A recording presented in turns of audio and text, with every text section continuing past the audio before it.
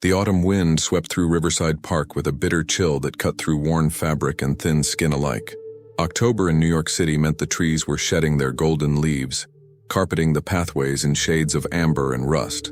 But for those without shelter, it also meant the countdown to winter had begun.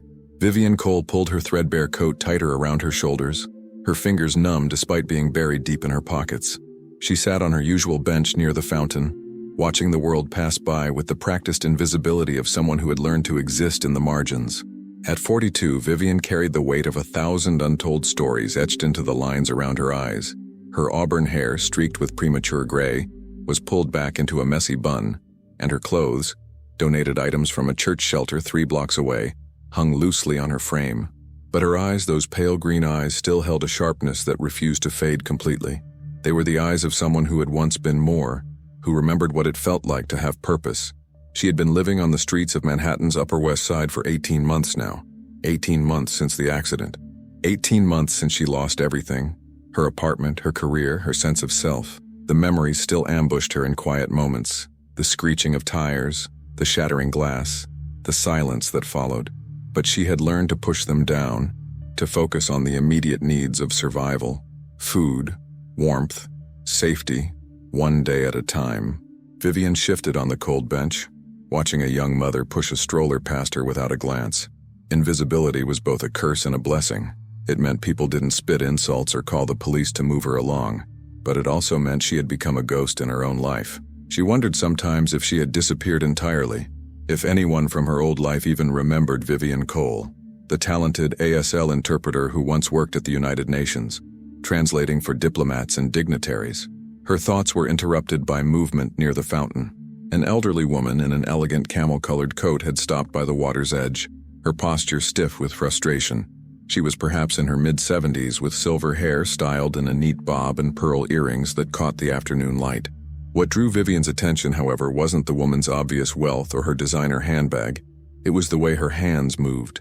The woman was signing, fluent, rapid ASL, her fingers forming words with precision and emotion. But she was alone, and her face showed the particular kind of isolation that Vivian recognized immediately.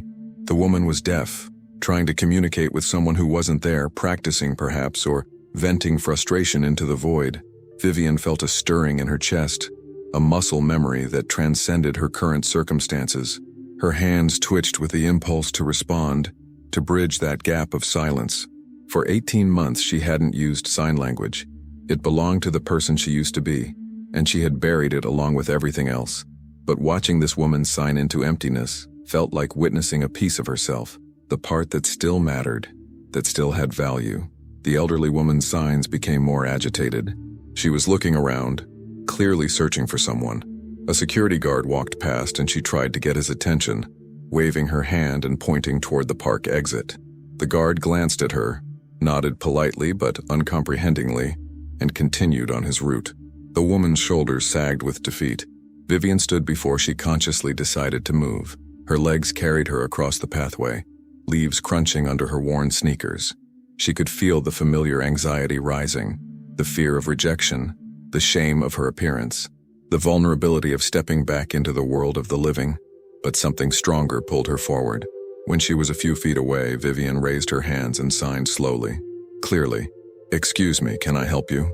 The elderly woman's head snapped up, her brown eyes widening with surprise and then with something that looked like relief. For a moment, they simply stared at each other, two women from completely different worlds, connected by a language that transcended barriers. The woman's hands moved quickly. "Thank you. Yes, I'm looking for my son. He was supposed to meet me here 15 minutes ago, but I can't find him, and no one understands me." Vivian's fingers responded automatically, falling into the familiar rhythm. "I understand. What does your son look like? I can help you look." The gratitude that flooded the woman's face was immediate and overwhelming. Her signs became animated, emotional. "You sign beautifully. I can't tell you how rare it is to meet someone who truly understands. Most people just smile and nod and treat me like I'm invisible." The words hit Vivian like a physical blow. Invisible. She knew that feeling intimately. "You're not invisible," she signed back. "I see you." Something profound passed between them in that moment. The elderly woman's eyes filled with tears, and she reached out, gently touching Vivian's arm. It was the first genuine human contact Vivian had experienced in months, and it took everything in her not to break down. "My name is Eleanor Whitmore," the woman signed. "What's yours?" "Vivian Cole," she responded, spelling out her last name with fingers that trembled slightly. Eleanor's gaze traveled over Vivian's worn clothes and weathered appearance, but there was no judgment in her eyes, only curiosity and a growing warmth. "You're very skilled, Vivian. Where did you learn to sign so well?" The question opened a door to a past Vivian had locked away. "I was an interpreter," she signed slowly. "A long time ago." Before Eleanor could respond, a deep voice cut through their silent conversation. "Mother, I'm so sorry I'm late. The meeting ran longer than—" The man approaching them stopped mid-sentence, his eyes moving from Eleanor to Vivian and back again. He was in his early 40s, tall and broad-shouldered, wearing an impeccably tailored charcoal suit that probably cost more than Vivian used to make in a month. His dark hair was touched with gray at the temples, and his blue eyes held an intelligence that seemed to take in everything at once. This had to be Marcus Whitmore. Vivian had seen his face in newspapers discarded in trash cans, on magazine covers and store windows she passed. He was one of the youngest self-made billionaires in New York, founder of Whitmore Technologies, a company that had revolutionized accessible communication devices. The irony wasn't lost on her. A man who built an empire on helping people communicate, and here was his mother struggling to be heard in a park. Eleanor's hands moved rapidly, signing to her son with visible excitement. Marcus watched his mother's signs, his expression shifting from surprise to something more complex, a mixture of curiosity, concern, and what looked like barely concealed emotion. Vivian took a step back, suddenly acutely aware of her appearance and her place. She had done what she could. It was time to disappear again. But Eleanor caught her hand, holding it firmly but gently. The elderly woman's eyes were still glistening with tears as she signed, "Please don't go. Not yet." Marcus stepped closer, and when he spoke, his voice was softer than Vivian expected. "My mother says you helped her, that you speak sign language fluently." He paused, studying Vivian's face with an intensity that made her uncomfortable. "She says you made her feel seen." Vivian nodded mutely, unsure what to say. Words felt dangerous now, too exposing. "I haven't seen my mother this emotional in a long time," Marcus continued. His gaze was penetrating but not unkind. "She's asking me to invite you to have coffee with us, please. I'd like to thank you properly." Every instinct screamed at Vivian to refuse, to retreat back into her protective shell of anonymity. But Eleanor was still holding her hand, and those pleading eyes were impossible to resist. Vivian's voice came out rough from disuse. She cleared her throat. "I don't think that's appropriate." "Why not?" Marcus asked simply. "Because of your circumstances?" He gestured vaguely at her clothes. "My mother doesn't care about that, and neither do I." Eleanor was signing again, her hands moving with passionate insistence. "Please, Vivian, just one cup of coffee. You gave me something precious today. A real conversation. Let me give you something in return. Just warmth and a moment of kindness." The word kindness broke something in Vivian. When had anyone last offered her kindness without expectation or pity? She felt her defenses crumbling, the wall she had built around herself developing cracks. "Okay," she whispered. "Just coffee." Marcus smiled, a genuine smile that transformed his serious face, and gestured toward the park exit where a sleek black Mercedes waited. "There's a cafe 2 blocks from here. Nothing fancy, just good coffee and a warm place to sit." As they walked together, a homeless woman, a billionaire, and his deaf mother, Vivian felt the surreal quality of the moment wash over her. She caught her reflection in a store window as they passed, a shabby ghost walking beside people who belonged to a world she had once inhabited. But Eleanor kept her hand linked through Vivian's arm, anchoring her to this unexpected reality. The Crescent Moon Cafe was a small, cozy establishment with exposed brick walls and the rich aroma of roasted coffee beans. The warmth hit Vivian like a wave as they entered, and she realized how cold she had been. Marcus guided them to a corner booth, away from curious eyes, and a waitress appeared immediately. 3 coffees, please," Marcus said, "and whatever pastries you have fresh." When they were settled, Eleanor's hands began moving again, and this time Marcus translated aloud for the benefit of the waitress and anyone else who might be listening. "My mother wants you to know that what you did today was more significant than you might realize. She rarely goes out alone because communication is so difficult. I usually arrange for an interpreter to accompany her, But today she wanted to be independent. She was starting to regret that decision when you appeared. Vivian signed directly to Eleanor. I understand that feeling. Wanting independence but finding the world isn't built for it. Eleanor's response was swift and pointed. You understand more than that, don't you? You understand what it's like to be invisible. The directness of the observation stunned Vivian into stillness. Marcus leaned forward, his elbows on the table, his expression open and genuinely interested. Vivian, my mother is rarely wrong about people. She says you have a story, and she wants to hear it. Why? Vivian asked, her voice barely above a whisper. Eleanor's hands moved gently now, almost tenderly. Because I spent my whole life being dismissed and overlooked because of my deafness. I know what it's like to have people see your limitations instead of your humanity, and I see someone in front of me who has been dismissed and overlooked for different reasons. But I also see someone with extraordinary skills and a kind heart. That combination is rare. Tears prickled at the corners of Vivian's eyes. She hadn't cried in months. Crying was a luxury she couldn't afford on the streets, but this moment of being truly seen, truly recognized as human, was overwhelming. The coffee arrived, along with a plate of croissants and muffins that made Vivian's stomach clench with hunger. She tried to eat slowly with dignity, but Eleanor noticed her hunger and pushed the plate closer, signing simply, "Eat, please."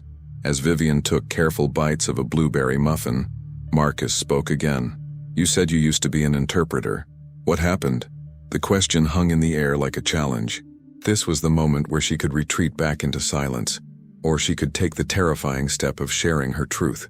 Vivian looked at Eleanor, at those compassionate eyes, and felt something shift inside her. There was an accident, she signed, speaking aloud simultaneously so Marcus could follow. 18 months ago, I was interpreting at a conference, and afterward I was giving a ride home to a deaf colleague and her daughter. They were like family to me. Her hands trembled as she continued. A drunk driver ran a red light. They died instantly.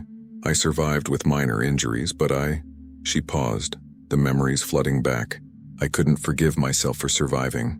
I fell apart, lost my job, my apartment, everything. Eventually I ended up on the streets. The silence that followed was heavy with shared pain. Eleanor's hand reached across the table and covered Vivian's, squeezing gently. Her signs were slow, weighted with emotion. Survivor's guilt is a cruel prison. But your survival wasn't a betrayal. It was a gift, even if it doesn't feel like one. Marcus's expression had shifted to something more intense, more personal. My father died when I was 16, he said quietly. A construction accident at one of his job sites. For years I carried guilt that I wasn't there, that I couldn't prevent it. I built my company partially as a way to honor him, to create something meaningful from that loss. But it took a long time to understand that guilt doesn't honor the dead. Living does. Vivian felt something crack open inside her chest, a sealed place she thought would remain closed forever. These people, these strangers, were offering her something she hadn't received in so long, understanding without judgment. But before she could respond, the cafe door burst open, and a small figure stumbled inside. A child, no more than 8 years old, with tangled dark hair and terrified eyes. The girl's clothes were as worn as Vivian's, and she was breathing hard as if she had been running. Vivian's entire body tensed. She knew this child. She had been protecting her for the past 3 weeks. The girl's name was Lily, and she was deaf, and she was running from something, or someone. Lily's hands flew into frantic signs as soon as she spotted Vivian. He found me. The man from the shelter. He's coming. We have to go. Vivian was on her feet immediately, instinct overriding everything else. She signed back rapidly. Calm down. Tell me what happened. But Marcus had caught the exchange, his sharp mind piecing together the situation. Vivian, who is this child? Eleanor was already standing too, her maternal instincts engaged, her eyes moving between the frightened girl and Vivian. It's complicated, Vivian said, positioning herself protectively between Lily and the door. Lily is. I've been looking after her. She's been living on the streets too. Marcus's expression hardened. A child? Living on the streets? Where are her parents? Lily's small hands moved in response to the question, even though Marcus couldn't understand her. Dead. Both dead. But there's something I never told anyone. Something about my mother. Something about him. The girl pointed directly at Marcus Whitmore, her finger trembling. Her eyes filled with a knowledge that seemed far too heavy for a child to carry. And in that moment, as the cafe door opened again and a dangerous-looking man stepped inside, Scanning the room with predatory eyes, Vivian realized that this chance encounter in the park wasn't chance at all. It was the beginning of something that would unravel secrets, expose lies, and force all of them to confront truths they had been running from. Eleanor's hands moved with urgent precision, signing to Vivian, "What is that child saying about my son?" But before Vivian could answer, before she could even process what was happening, the man at the door locked eyes with Lily, and the little girl's silent scream of terror said everything. They were all in danger now, and the past was about to collide with the present in ways none of them could have imagined. The man at the door was in his late 50s, with greasy salt and pepper hair slicked back from a face that bore the marks of a hard life, a crooked nose that had been broken more than once, a scar running through his left eyebrow, and eyes that held the cold calculation of someone who had learned to survive by preying on the vulnerable. He wore a stained leather jacket over a faded flannel shirt, and his boots were caked with mud. But it was the way he looked at Lily, with ownership, with entitlement, that made Vivian's blood run cold. "There you are, you little brat," the man said, his voice carrying across the cafe. Several patrons looked up from their coffee, sensing the tension. "Thought you could run away from Uncle Ray, did you?" Lily pressed herself against Vivian's legs, her small body trembling. Her hands signed frantically. "He's not my uncle. He's lying. He hurt the other kids at the shelter. He does bad things." Vivian's protective instincts overrode her fear. She positioned herself fully in front of Lily and met the man's gaze with a steadiness she didn't feel. "She's with me. You need to leave." Ray took a step closer, his lips curling into a sneer. "With you? A homeless junkie? That's rich. The kid belongs to the city shelter program and I'm authorized to bring her back. So why don't you step aside before this gets ugly?" Marcus moved to stand beside Vivian, his presence commanding despite the obvious danger. "I don't know who you are, but you're not taking this child anywhere. Not until we understand what's happening here." Ray's eyes narrowed as he assessed Marcus. The expensive suit, the confident posture, the unmistakable air of wealth and power. His approach shifted, became more calculated. "And who the hell are you? Her sugar daddy?" He gestured at Vivian with contempt. "Look, buddy, I don't want trouble with someone like you, but this is official city business. The kid ran away from a licensed shelter and I'm bringing her back, simple as that." Eleanor had been watching the exchange with growing alarm, trying to piece together what was happening from context and body language. She tugged at Marcus's sleeve and signed urgently. "What's going on? Who is this man? Why is the child so afraid?" Marcus signed back quickly while keeping his eyes on Ray. "I don't know yet, but something's wrong. The girl is terrified." Vivian's mind raced. She knew Ray's type.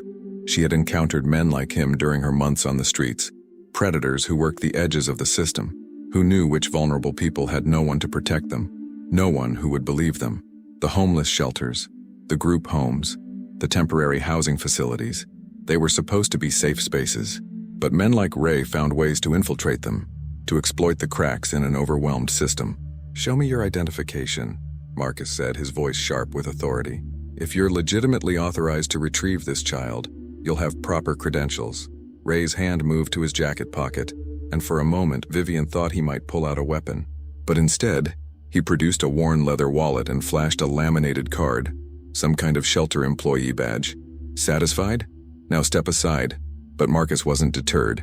He pulled out his phone, his fingers moving swiftly across the screen. "What's the name of this shelter?"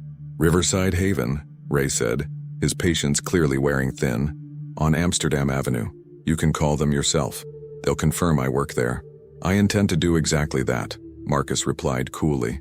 He dialed a number, and the cafe fell silent except for the soft jazz playing from speakers and the hiss of the espresso machine. Lily's hands continued to move against Vivian's side, telling a story that only Vivian could understand. "He comes at night when the supervisors are gone. He takes kids to the basement. He tells us if we tell anyone, we'll be sent somewhere worse. He said I'd never see you again if I talked." Vivian's stomach turned. She signed back with one hand while keeping her eyes on Ray. "I believe you. I won't let him take you." Marcus was speaking to someone on the phone, his tone professional but edged with steel. "Yes, this is Marcus Whitmore.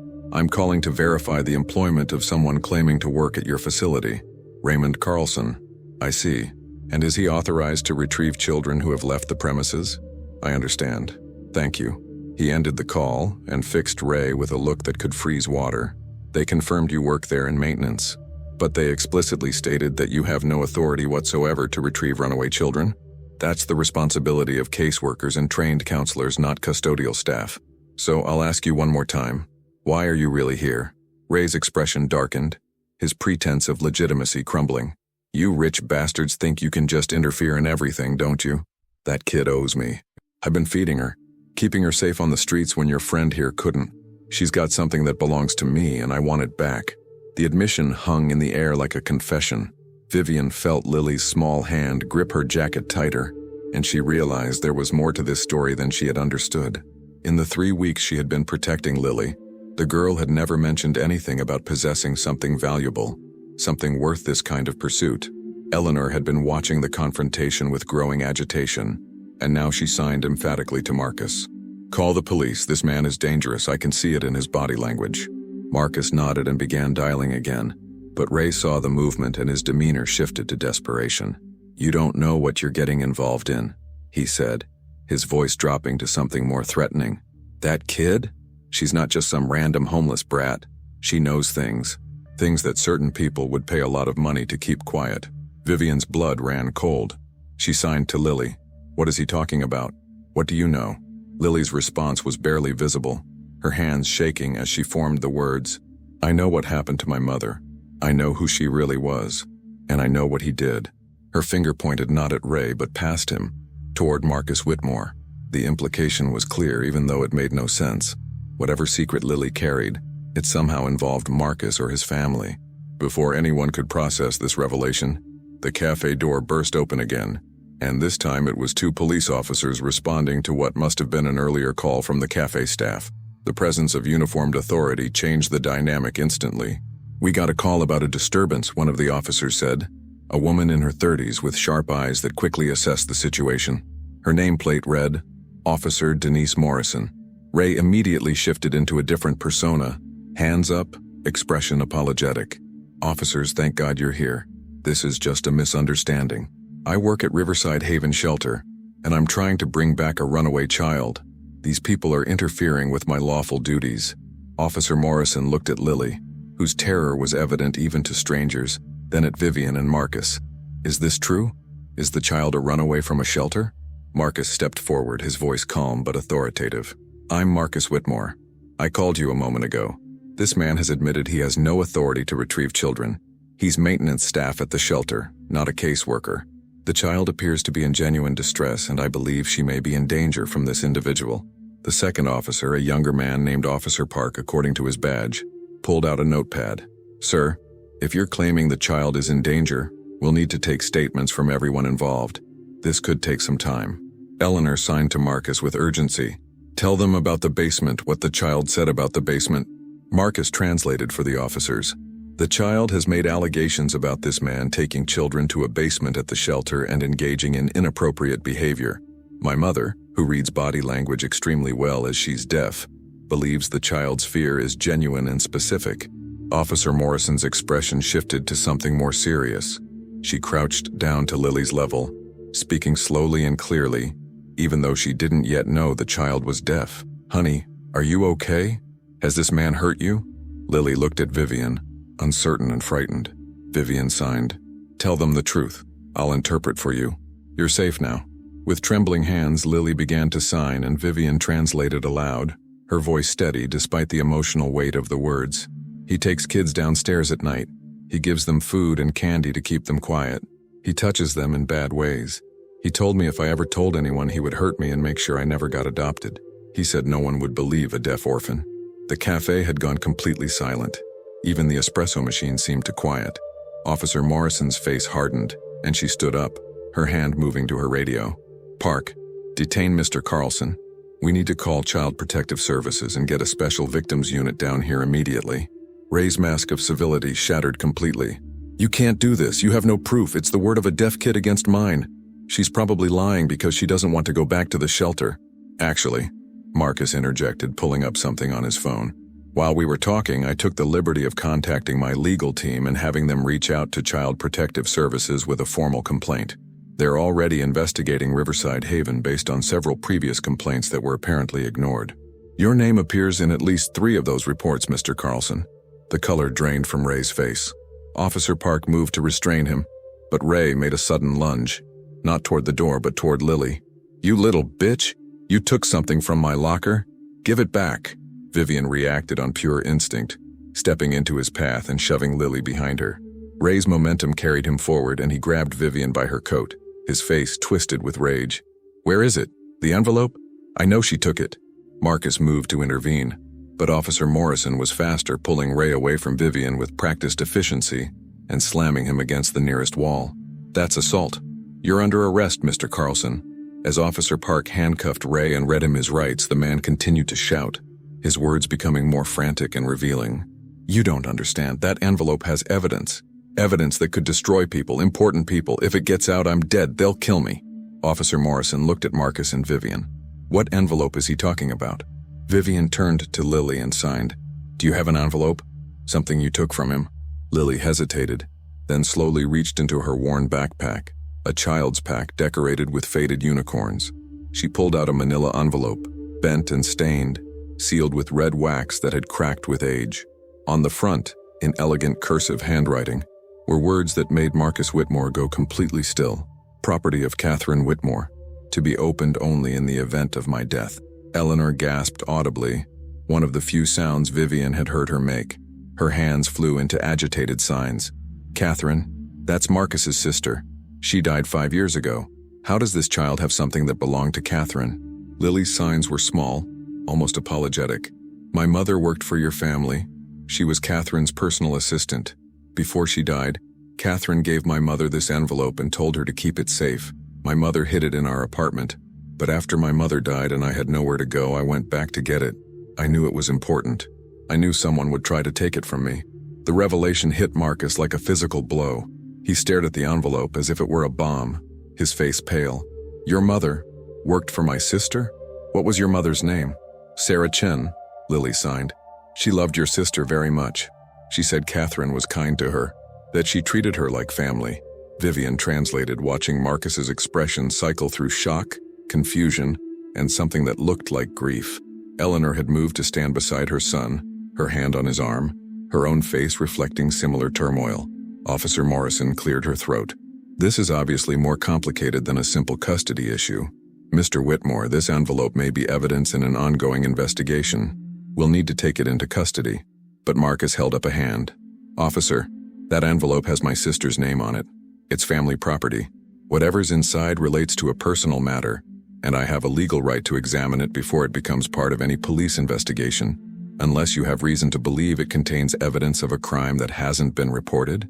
The officer hesitated, clearly uncertain about the legal implications. Ray, still handcuffed and being held by Officer Park, laughed bitterly. "Go ahead, Whitmore, open it. See what your perfect sister really was. See what she knew about your family. It'll destroy everything you built, everything you believe." Eleanor's hands moved in rapid, sharp signs. "Don't listen to him. Whatever's in there, we face it together. Catherine deserves the truth to come out, whatever it is." Marcus took the envelope from Lily with hands that trembled slightly. The cafe had become a theater, every patron watching this drama unfold. He looked at his mother, then at Vivian, and finally at the small deaf girl who had somehow become the keeper of his family's secrets. "Not here," he said quietly. "This needs to happen somewhere private. Officer Morrison, I'll cooperate fully with your investigation, but I'm asking for a few hours to handle this as a family matter first. If there's criminal evidence inside, I'll turn it over immediately." The officer considered this, then nodded slowly. 24 hours, Mr. Whitmore. After that, with or without your cooperation, this becomes an official investigation. Child Protective Services will need to interview the girl and will need full statements from everyone here." Ray was dragged toward the door, still shouting threats and warnings that echoed off the brick walls. The cafe slowly came back to life, patrons returning to their conversations in hushed, excited tones. They had just witnessed something they would talk about for months. Vivian felt suddenly exhausted, the adrenaline draining from her body. She had woken up that morning expecting another day of survival, of invisibility. Instead, she had been pulled into something far bigger and more dangerous than she could have imagined. Eleanor touched her arm gently and signed, "Come with us. Please, you and the child. You're part of this now, whether we understand why or not. And I think perhaps you were meant to find me in that park. Perhaps none of this is coincidence." Vivian wanted to refuse, to retreat back to the relative safety of anonymity, but Lily was looking up at her with those frightened, trusting eyes, and Eleanor's expression held a plea that transcended words. "Okay," Vivian whispered. "But after this, after whatever's in that envelope is revealed, Lily and I disappear. We can't be part of your world. It's too dangerous for people like us." Marcus met her eyes, and in them she saw understanding mixed with determination. "Let's see what my sister left behind first, then we can talk about what happens next." They left the cafe together, a strange, unlikely group bound by circumstance and secrets. The Mercedes was waiting outside, and as they climbed in, Vivian caught sight of her reflection in the tinted window. She looked like a ghost, haunting the lives of the living. But Lily's small hand found hers in the darkness of the car, squeezing tight, and Vivian realized that maybe, just maybe, she was being given a second chance at something she thought she had lost forever: purpose.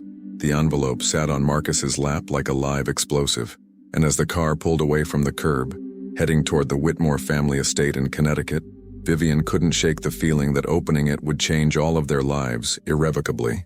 Some secrets once revealed can never be buried again, never be. And Catherine Whitmore's secret was about to tear apart everything the Whitmore family had built on lies. The Whitmore estate sat 45 minutes north of Manhattan, nestled in the wooded hills of Fairfield County, Connecticut. As the Mercedes wound its way through increasingly affluent neighborhoods, past stone walls draped with ivy, past gates that guarded properties invisible from the road, Vivian felt the weight of the distance growing between her world and this one. The autumn trees here seemed more vibrant, their colors more saturated, as if even nature responded differently to wealth. Lily had fallen asleep against Vivian's shoulder, exhausted from fear and adrenaline. Her small chest rose and fell with the deep rhythm of childhood sleep, and Vivian found herself stroking the girl's tangled hair with a tenderness that surprised her. In 3 weeks, this child had become something Vivian hadn't allowed herself since the accident. A responsibility, a connection, a reason to care about tomorrow. Eleanor sat across from them in the spacious back seat, her eyes moving between her son in the front passenger seat and the unlikely pair across from her. Every few minutes, her hands would form small, private signs, observations, questions, concerns that she shared only with herself in the silence of her thoughts. Marcus had been on his phone for most of the drive, his voice low and controlled as he made call after call. Vivian caught fragments. Yes, full background check on Raymond Carlson. Every complaint filed with CPS in the past 5 years. I want security at the estate. Discreet but thorough. No, don't contact Catherine's attorney yet, not until I know what we're dealing with. The envelope sat on the center console between Marcus and his driver, a silent presence that seemed to pulse with potential energy. No one had spoken about it directly since leaving the cafe, as if acknowledging it might cause it to detonate prematurely. When they finally turned onto a private drive marked only by a discrete number on a stone pillar, Vivian's breath caught. The driveway stretched for nearly half a mile through manicured grounds, past gardens that had been put to bed for winter, past a small pond that reflected the gray October sky. And then the house itself came into view. It wasn't the ostentatious mansion she had expected. Instead, it was a sprawling stone estate that managed to be both grand and understated.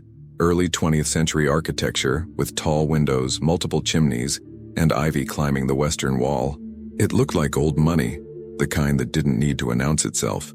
The car stopped at the circular drive in front of the main entrance, and a man in his 60s emerged from the house, silver-haired, wearing pressed khakis and a cardigan, with the bearing of someone who had spent decades in service to this family.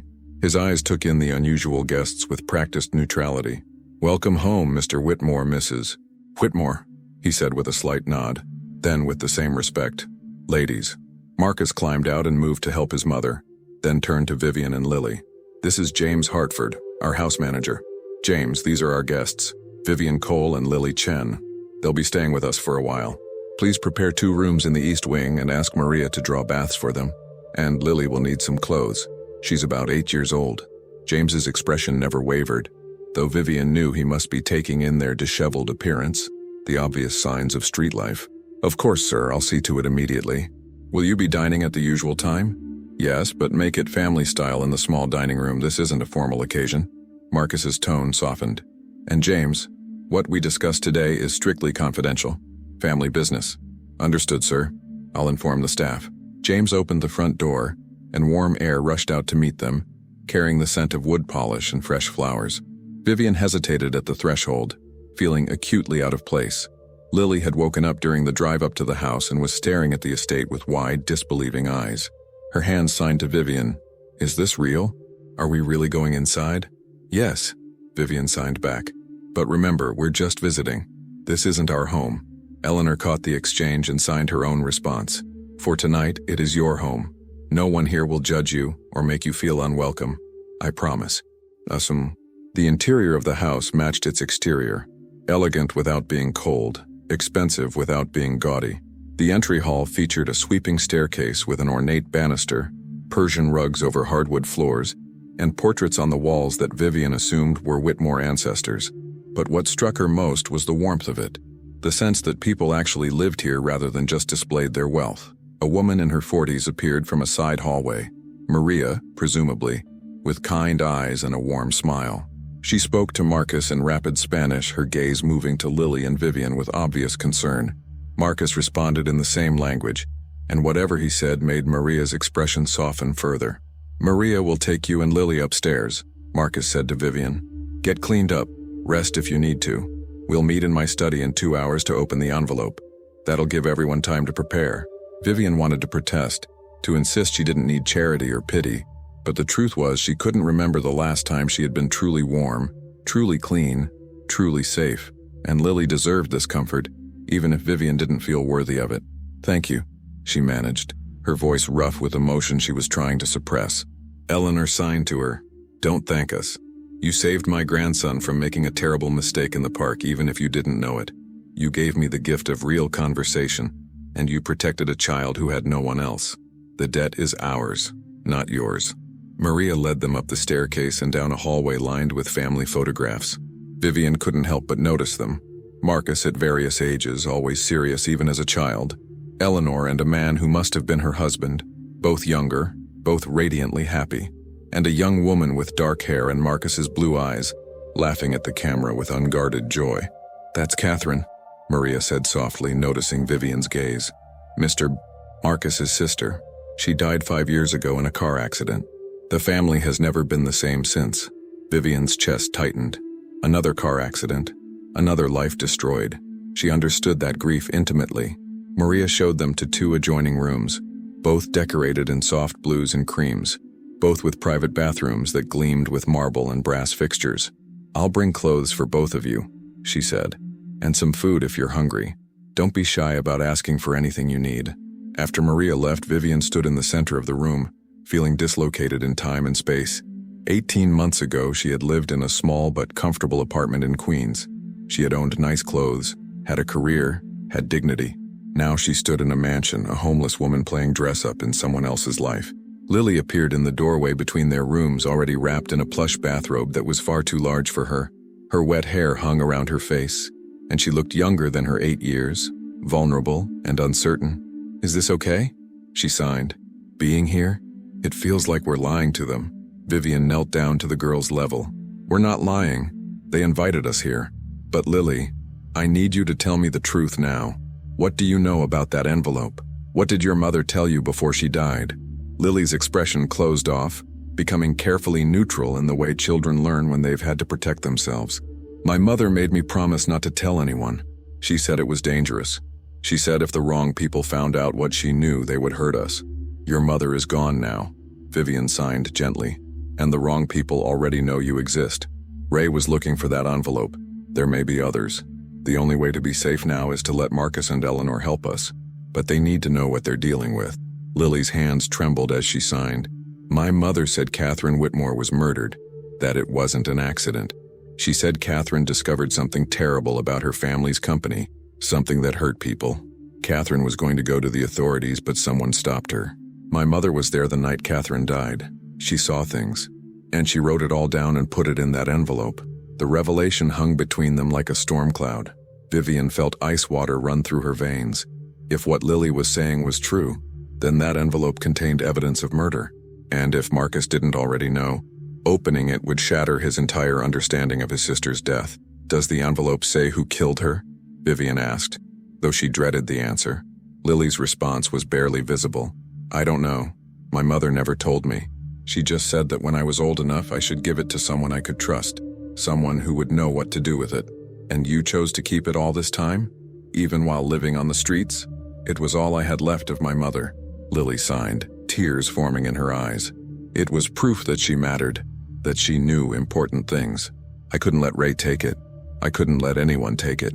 Vivian pulled the girl into a hug, feeling the small body shake with suppressed sobs.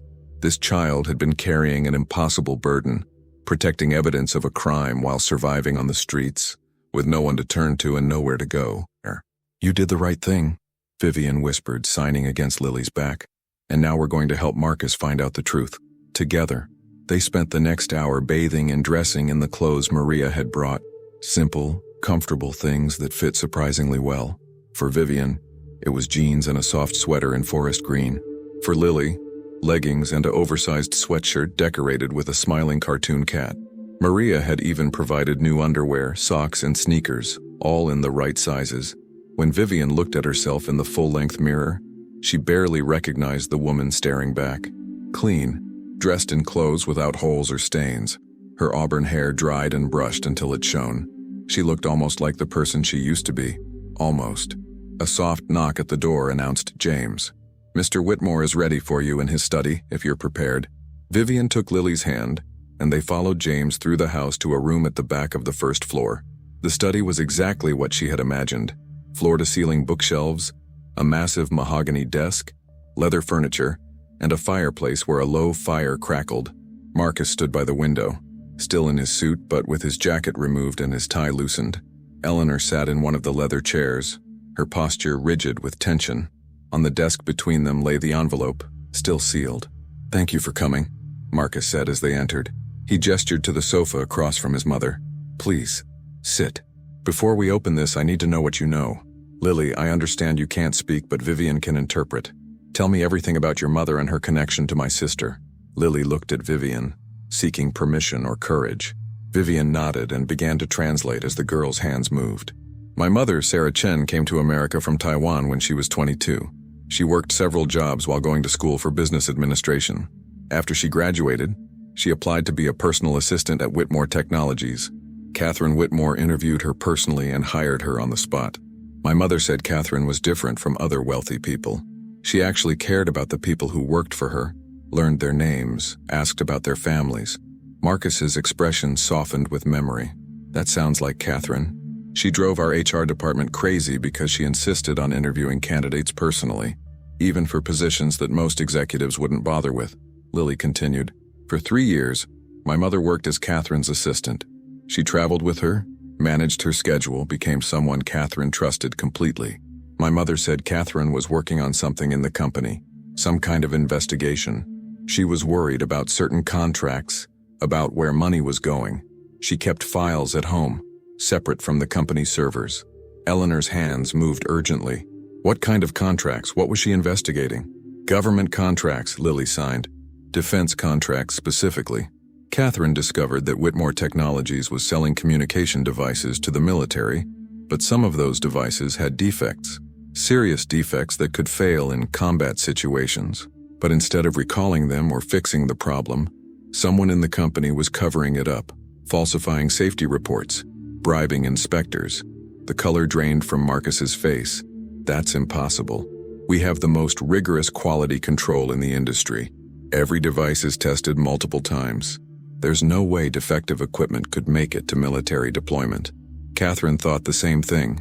Lily's signs continued. "That's why she started investigating. She found emails, financial records, payments to offshore accounts. She was building a case to take to federal authorities.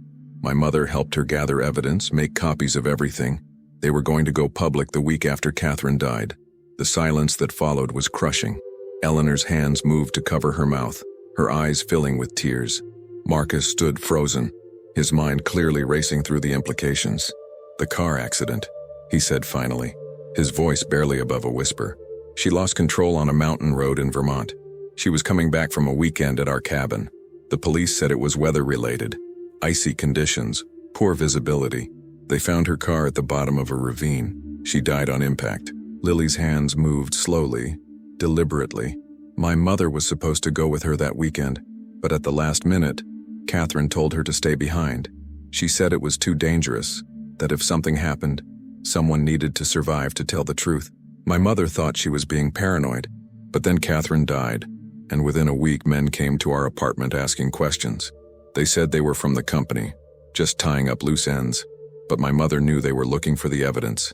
She hid everything and sent me to stay with a friend. And then your mother died too, Vivian added, her voice heavy with understanding. Lily nodded, her small hands shaking as she signed. 6 months after Catherine, another car accident, hit and run. The police never found the driver. I was 9 years old and had no other family. I went into the foster system, bounced around different homes, but I remembered where my mother hid the envelope. When I was old enough to go back to our old apartment building, I broke in and found it hidden in the air vent, exactly where she said it would be. That was 2 years ago. Marcus moved to his desk and sat down heavily, as if his legs could no longer support him. 2 years? You've been carrying this for 2 years, living on the streets? The foster homes were bad, Lily signed. One family just wanted the money. Another had too many kids and ignored me. In the last one, the father hit me when he was drinking, so I ran. I figured I'd be safer on the streets where at least no one pretended to care. Eleanor was crying now, silent tears streaming down her face. Her hands signed to Marcus. That's why I felt such a connection to her in the park. She's been alone and voiceless just like me, but she's had it so much worse. Marcus looked at the envelope as if it were a snake. If what you're saying is true, if Catherine was murdered because she discovered fraud and defective equipment sales, then opening this could expose not just individuals, but potentially destroy the company my father built. It could mean criminal charges, civil lawsuits, the end of everything we've worked for. And if you don't open it, Vivian said quietly, then Catherine died for nothing. Your sister gave her life trying to do the right thing and her killer walks free. Is protecting the company's reputation really worth that? The question hung in the air like a challenge. Marcus looked at his mother, seeking guidance, seeking permission to potentially upend their entire lives. Eleanor's response was clear and immediate. Open it. Catherine deserves justice. The truth deserves to come out, whatever the cost. Your father built Whitmore Technologies on integrity and innovation. If someone has corrupted that legacy, we need to know. We need to fix it. Marcus reached for the envelope with a hand that trembled slightly. The red wax seal cracked as he broke it, the sound unnaturally loud in the quiet study. Inside was a thick sheaf of papers, printed emails, financial documents, handwritten notes in neat feminine script, and several USB drives taped to the last page. He began to read, and as he did, Vivian watched the color drain from his face, watched his jaw clench, watched his hands grip the papers so tightly they crumpled at the edges. Eleanor moved to stand behind him, reading over his shoulder, her own expression shifting from confusion to horror to rage. Finally, after what felt like an eternity, Marcus looked up. When he spoke, his voice was hollow, devastated. It was my uncle, my father's brother, Richard Whitmore. He was VP of military contracts. He orchestrated the entire thing, falsifying reports, bribing officials, covering up field failures that got soldiers killed. And when Catherine discovered it, when she confronted him, he had her killed, made it look like an accident. Eleanor's hands flew into furious signs. Richard, your father's brother? You're the man who gave the eulogy at Catherine's funeral? The man who sits on our board of directors? There's more, Marcus said, his voice breaking. Sarah Chen, Lily's mother. She was killed by the same people. It's all here. Names, dates, payments to a man they hired to stage both accidents. And Richard's been embezzling from the company for years, hiding it through the same offshore accounts he used for the bribes. He looked at Lily with an expression of profound grief and guilt. Your mother died protecting my sister's legacy. She died trying to expose the truth.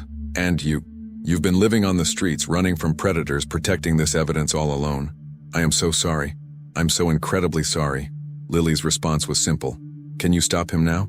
Can you make sure my mother didn't die for nothing? Marcus's jaw set with determination, the devastation in his eyes hardening into something more dangerous. Resolve. Yes, we're going to stop him. We're going to expose every single person involved in this. And we're going to make sure Catherine and your mother get the justice they deserve. He reached for his phone, but Eleanor stopped him, her hand on his arm. Her signs were urgent. Wait. If Richard finds out we have this evidence, he'll run. Or worse, he'll try to destroy it. We need a plan. We need to be smart about this. Vivian surprised herself by speaking up. She's right. You need to secure this evidence legally, make copies, get it to people who can protect it. And you need to protect Lily. If Richard knows she exists, if he knows she has information, she didn't need to finish the sentence. They all understood the danger. Marcus nodded slowly. Tomorrow morning, first thing, we take this to my attorneys and the FBI. Tonight, we make sure this house is secure and that no one knows what we've discovered. James can be trusted. He's been with the family for 40 years, but we tell no one else. Not the staff, not the board, not anyone. Eleanor signed. What about Richard? He's supposed to come to dinner on Friday for the monthly board meeting. A cold smile crossed Marcus's face. Let him come. Let him think everything is normal. It'll be the last normal day he has for a very long time. Lily tugged on Vivian's sleeve, her signs small and uncertain. Does this mean we're safe now? Really safe? Vivian looked at Marcus and Eleanor, at these people who had been strangers 12 hours ago and were now bound to them by tragedy and truth. She didn't know if they were safe. She didn't know what tomorrow would bring. But for the first time in 18 months, she felt something she had thought was lost forever. Hope that justice was possible, that truth could prevail, that the darkness could be pushed back, even if only a little. We're going to try to be safe, she signed to Lily. And we're not alone anymore, that makes all the difference. As the fire crackled in the hearth and the Connecticut night pressed against the windows, the unlikely family made their plans, unaware that in a downtown office building, Richard Whitmore was receiving a phone call that would change everything. A call telling him that his niece's evidence had surfaced, and that a homeless woman and a deaf child were standing between him and his freedom.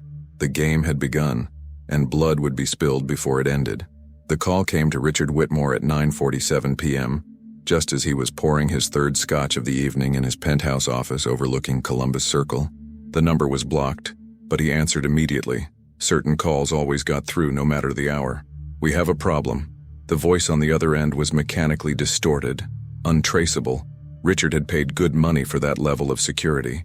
I'm listening, Richard said, moving to the window where the lights of Manhattan spread out before him like a kingdom he had helped build, and now secretly ruled. The Chen girl surfaced. She's at your nephew's estate in Connecticut. With the envelope. Richard's hand tightened on the glass, the crystal cutting into his palm. That's impossible. We've had people looking for that brat for 2 years. How did Marcus find her? He didn't. She found him. Or rather, she found Eleanor, some homeless woman whose signs brought them together in a park. Carlson tried to retrieve the package, but he got arrested. Made a scene in a cafe. Cops are involved now. Richard closed his eyes, his mind racing through scenarios and solutions. Raymond Carlson had been useful for keeping tabs on vulnerable populations, for finding people who needed to disappear. But the man was a blunt instrument, lacking subtlety. Has Marcus opened the envelope? We have to assume yes. They've been at the estate for hours. No activity, all curtains drawn. Security detail was called in this afternoon. Ex-military contractors. Your nephew is preparing for something. Who's the homeless woman? Could she be working with someone? We're running her background now. Name is Vivian Cole, 42, former ASL interpreter. Lost everything after a car accident 18 months ago. No criminal record, no connections to law enforcement or media. Appears to be genuine bad luck. Richard took a long drink, his mind working through the implications. If Marcus had the evidence, if he had read Catherine's documentation, then by morning federal agents would be swarming Whitmore Technologies. Everything Richard had built, the offshore accounts, the network of bribes and kickbacks, the comfortable retirement he'd been planning, it would all evaporate. Worse, he would spend the rest of his life in federal prison, unless he acted first. What are our options? Richard asked, his voice cold and calculated. Limited. The estate is locked down. We can't get inside without triggering alarms. If we move on them tonight, it'll be obvious who ordered it. But there's a window tomorrow morning. Marcus has a standing meeting at his downtown office at 7 a.m. He never misses it. If we intercept him before he reaches federal authorities. No, Richard interrupted. Killing Marcus would be too obvious. The entire board would demand investigations. His mother would never stop until she had answers. He paused, thinking. What about the girl and the interpreter? They're nobodies. Street people. If they disappeared, who would miss them? The silence on the other end was telling. Finally, that's a different kind of operation. Messier, more risk. But doable? For the right price, everything's doable. Richard named a figure that would have seemed astronomical to most people. but was a fraction of what he stood to lose if the evidence went public. I want them gone before Marcus can take them to the authorities. Make it look like they ran. Street people disappear all the time, no one questions it. What about the evidence itself? Even if the witnesses disappear, Marcus still has the documents. Marcus is sentimental. He won't go public with something that could destroy our father's legacy without being absolutely certain. If we eliminate his witnesses, we buy time to create reasonable doubt, to establish alternative explanations. I've been laying groundwork for years. Offshore transactions that look legitimate, emails that suggest Catherine was unstable, having a breakdown. Without corroborating testimony, it becomes he said, she said. My word against a dead woman's paranoid notes. You're gambling a lot on your nephew's sentimentality. I know Marcus. He's weak just like his father was. He believes in redemption, second chances, family loyalty. I can use that. But first we need to eliminate the witnesses. Can your people be ready by dawn? They're always ready. But Whitmore, understand something. If this goes wrong, if there's any blowback, you were never on this call. We never had this conversation. Understood? Just get it done.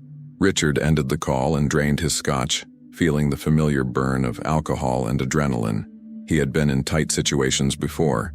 The initial cover-up of the equipment failures, the decision to eliminate Catherine, the cleanup after Sarah Chen's death.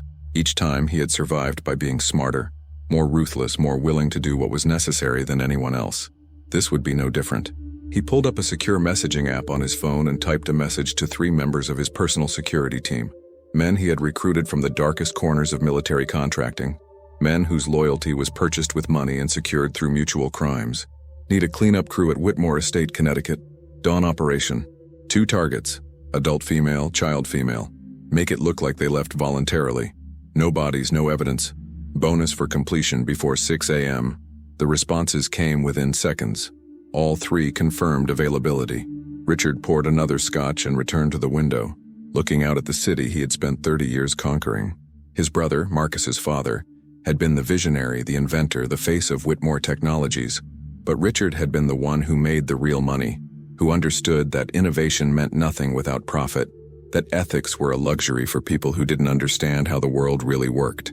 When his brother died in that construction accident, genuinely accidental, though Richard had certainly benefited from the timing, Marcus had been too young and too idealistic to understand the business. Eleanor had inherited control but deferred to Richard's expertise on military contracts. And Catherine, brilliant Catherine, had been too curious for her own good. Now history was repeating itself. Marcus was asking questions that were better left unasked. But unlike with Catherine, Richard couldn't simply eliminate his nephew. Marcus was too visible, too beloved. His death would trigger investigations that Richard couldn't control. No, the solution was to eliminate the evidence and the witnesses, then to isolate Marcus emotionally, make him doubt what he had read, suggest that Catherine had been mentally unstable in her final months. There were emails Richard had carefully crafted over the years that supported this narrative. Present himself as the grieving uncle, wounded by these accusations but willing to submit to any investigation because he had nothing to hide. The beauty of it was that most of the offshore accounts couldn't be traced back to him personally. He had used shell corporations, cutouts, intermediaries. The payments to the hitman who had killed Catherine and Sarah Chen had been made in cryptocurrency, untraceable. The falsified safety reports bore signatures of engineers who had since died or moved overseas, without living witnesses. Without someone to corroborate the timeline and confirm the conspiracy, Catherine's evidence would be damning, but not definitive. It would raise questions, certainly, but Richard had lawyers who specialized in creating reasonable doubt, in drowning prosecution cases in paperwork and technicalities. He just needed to buy time, and that meant Vivian Cole and Lily Chen had to disappear. His phone buzzed with an incoming message from one of his security contractors. Team assembled, equipment ready. Aerial surveillance shows lights out at estate. 4-person security detail, but they're monitoring perimeter, not interior. We can breach through the East Wing service entrance, quick in and out. Richard typed back, no killing on the property. Too messy. Extract targets and transport to secondary location, then disposal. Understood. ETA to location, 3 hours. Richard checked his watch. It was nearly 10 p.m. By 1 a.m. his team would be in position. By 2 a.m., the operation would be complete. And by dawn, when Marcus woke to find his witnesses gone, the power dynamic would have shifted entirely. He would play the concerned uncle, suggesting that street people were unreliable, that perhaps the woman had panicked and run with the child fearing some imagined threat. He would offer to help search for them, to provide resources. And Marcus, kind-hearted Marcus, would want to believe that explanation rather than face the darker truth. Richard walked to his private safe, hidden behind a reproduction Monet, and removed a leather-bound journal. Inside were detailed notes on every transaction, every bribe, every compromise he had engineered over 3 decades. It was insurance, leverage against anyone who might turn against him, but it was also evidence that could destroy him. Tomorrow, after the operation was complete, he would burn this journal and disappear its ashes. The offshore accounts would be closed, the money transferred to untraceable cryptocurrency wallets. He would become a ghost in his own life, wealthy but invisible, free but forever looking over his shoulder. It was better than prison, better than public disgrace. His phone rang again, his personal line this time, a number known only to a select few. The caller ID showed his daughter, Jessica Whitmore Harrington, calling from her home in Boston. "Dad, I just got off the phone with Marcus. He said there's going to be an emergency board meeting tomorrow afternoon. Do you know what this is about?" Richard's mind raced. Marcus was moving faster than expected. "He didn't tell you?" "No, just that it was urgent." He sounded strange, upset about something. "Is the company in trouble?" "Nothing we can't handle, sweetheart. Probably just some regulatory issue that needs board approval. You know how your cousin worries." Richard kept his voice casual, paternal. "Are you planning to attend?" "I'm driving down tomorrow morning. Marcus said it was important that I be there in person." "Dad, what's really going on?" Richard made a decision. Jessica was his daughter, but she was also weak, prone to emotional decisions and attacks of conscience. She couldn't know the truth. "I think Marcus might be planning to make some changes to the military division. He's always been uncomfortable with that side of the business. Thinks we should focus more on civilian applications. Would that be so bad? I mean, after what happened to Aunt Catherine, maybe it's time to—" "Catherine's death was a tragedy," Richard interrupted, his voice hardening. "But it was an accident. We can't let grief dictate business decisions. Your grandfather built Whitmore Technologies on military contracts. That division generates 40% of our revenue. If Marcus wants to destroy that because of his feelings, the board needs to stop him." There was a pause, then, "I'm not sure I agree with you, Dad. Marcus is the CEO. If he thinks we should pivot away from military work, maybe we should listen to him." Richard felt a flash of anger but suppressed it. His daughter had always been too soft, too influenced by her cousin's idealism. "We'll discuss it tomorrow at the meeting. Get some rest, honey. It's going to be a long day." After ending the call, Richard realized he had a new problem. If Jessica was coming to the estate tomorrow morning, if she was there when Marcus discovered his witnesses were missing, she might ask uncomfortable questions. His daughter had never been as clever as Catherine, but she was observant. She might notice inconsistencies. He sent another message to his security team. "Delay operation until 5 a.m. Family member arriving earlier than expected. Need clean extraction with no witnesses." The response was immediate. "Understood. We'll adjust timeline." Richard finally allowed himself to relax slightly. Everything was in motion. By tomorrow evening, Marcus would be isolated, confused and drowning in doubt. The evidence would be tainted, the witnesses gone, and Richard would remain exactly where he had always been, in control, untouchable, winning. He raised his glass in a solitary toast to his own reflection in the window. "To survival," he whispered, "whatever the cost." Meanwhile, at the Whitmore estate, Vivian lay awake in the guest room, unable to sleep despite the comfortable bed and warm blankets. Something felt wrong. The house was too quiet, too still. She had spent 18 months sleeping in doorways and under bridges, constantly alert for danger.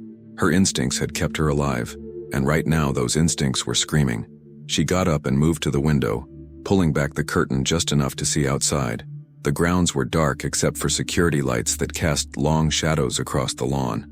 She could see the silhouette of one security guard making his rounds near the garage. Everything appeared normal, but Vivian had learned to trust her intuition. She left her room and moved quietly down the hallway to check on Lily. The girl was sleeping soundly, curled up under blankets decorated with stars and moons, her face peaceful in a way Vivian had never seen before. For 3 weeks, Lily had slept in doorways and abandoned buildings, always tense, always afraid. This was the first real rest she had gotten. Vivian didn't want to wake her, didn't want to be the voice of paranoia. but she couldn't shake the feeling that they were in danger. She continued down the hallway toward Marcus's study, thinking she might find him still awake, still processing the revelations from the envelope. The door was ajar, and she could see light spilling out into the corridor. Marcus was at his desk, his head in his hands, surrounded by the scattered papers from Catherine's evidence. Eleanor sat beside him, one hand on his shoulder, her face drawn with exhaustion and grief. They were having a silent conversation in sign language, their hands moving with the weary rhythm of people who had been talking for hours. Vivian knocked softly, and both of them looked up, startled. "I'm sorry to interrupt," Vivian said. "I couldn't sleep. I have a bad feeling about tonight." Marcus's expression shifted from grief to alertness. "What kind of bad feeling?" "I don't know exactly. Just instinct. I've survived on the streets for 18 months by learning to recognize danger. And right now, everything in me is saying we're not safe here." Eleanor's hands moved quickly. "Do you think Richard knows we have the evidence? If he's as connected as those documents suggest, then yes, I think he probably knows. And I think he's not the type of man to just let this happen without fighting back." Marcus stood up, his face hardening with determination. "I should have thought of that. Of course he has people watching. Probably has been monitoring me for years." He moved to a panel on the wall and pressed a button. "James, please come to my study immediately, and send for the security detail." Within 2 minutes, James appeared, followed by 2 men in black tactical gear, the private security contractors Marcus had hired earlier. They looked professional, alert, capable. "We may have a situation," Marcus told them. "I need the perimeter secured. No one in or out without my authorization. Camera feeds monitored continuously. And I want 2 guards stationed outside the rooms where Ms. Cole and Lily are sleeping." The lead security officer, a man named Cooper with a military bearing and calm eyes, nodded. "Understood, sir. Are we expecting a specific threat? Someone who has a lot to lose if certain information becomes public. Someone with resources and connections. Treat this as a hostile situation." Cooper's expression never changed, but his hand moved to the radio at his belt. "We'll implement full lockdown protocol. I recommend you and your family move to the interior rooms on the 2nd floor, less vulnerable to external breach. We'll establish a defensive perimeter." As Cooper left to organize his team, Eleanor signed to Marcus. "This is real. This is actually happening. My brother-in-law is trying to kill us." "Not us," Marcus signed back grimly. "Vivian and Lily. We're family. Killing us would trigger investigations he can't control. But they're vulnerable. They're the weak link in his defense." Vivian felt ice water run through her veins. She had been right. They were in danger, and it was her fault for bringing Lily here, for thinking they could find safety with people whose world she didn't understand. "I should leave," she said. "Take Lily and disappear. You've done enough for us. You shouldn't have to risk." "No." Marcus's voice was firm, commanding. "You're not going anywhere. You and Lily are under my protection now. If Richard wants to hurt you, he'll have to go through me. And I promise you, I'm not going to let that happen." Eleanor moved to Vivian's side and took her hand, signing with her free hand. "You gave me a gift today in that park. You made me feel seen, feel human. Now let us return that gift. Let us keep you safe." Vivian felt tears prick her eyes. For 18 months she had been alone, fighting to survive with no one to rely on but herself. The idea of accepting help, of trusting others with her safety and Lily's, was terrifying. But looking at Marcus and Eleanor's faces, seeing their determination and their genuine care, she realized she didn't have a choice. They were in this together now, for better or worse. "Okay," she whispered. "We stay. But if something happens to you because of us, then we faced it together," Marcus said. "As family, because that's what you are now. Family." Outside, in the darkness beyond the security lights, 3 vehicles approached the estate with their headlights off. Inside were men with very specific instructions. Extract the woman and child. Leave no trace. Disappear them permanently. Richard Whitmore's cleanup crew had arrived. And dawn was still 3 hours away. The attack came at 4:47 a.m. in that deep pocket of darkness before dawn, when the world holds its breath between night and morning. Cooper's security team detected the breach immediately. Motion sensors triggered on the east perimeter near the service entrance where delivery trucks usually stopped. But by the time the alarm sounded, Richard's men were already inside. Vivian woke to the sound of footsteps in the hallway. Too many, too fast, too purposeful. Her street survival instincts kicked in immediately. She rolled out of bed and moved to the door, pressing her ear against it. Male voices, low and urgent. the metallic click of weapons being checked. These weren't Cooper's men. She rushed to the adjoining door to Lily's room and found the girl already awake, sitting up in bed with wide, terrified eyes. Her hands moved in frantic signs. Bad men. I heard them. Like the ones who hurt my mother. Vivian's mind raced through options. The hallway was compromised. The main staircase would be monitored. They were trapped on the second floor with armed intruders between them and any exit. She moved to the window and looked out. A 20-foot drop to manicured lawn. Impossible to survive without injury. Then she remembered something James had mentioned during the house tour. A servant's staircase built into the walls during the original construction, connecting the second floor to the kitchen. It was narrow, outdated, probably unused for decades, but it was their only chance. She signed to Lily, "Follow me. Quiet. No matter what happens, stay with me." They moved into the hallway. Vivian's heart pounding so hard she thought it might give them away. To her right, she could hear sounds of struggle. Cooper's men engaging the intruders. Gunfire suddenly erupted. The crack of shots impossibly loud in the confined space of the hallway. Lily flinched and Vivian pulled her close, covering the girl's body with her own. The servant's entrance was 3 doors down, hidden behind a panel that looked like part of the wall. Vivian prayed her memory was correct, prayed the door still opened. They moved quickly, staying low, and she found the concealed latch exactly where James had indicated. The panel swung open, revealing a narrow staircase that smelled of dust and old wood.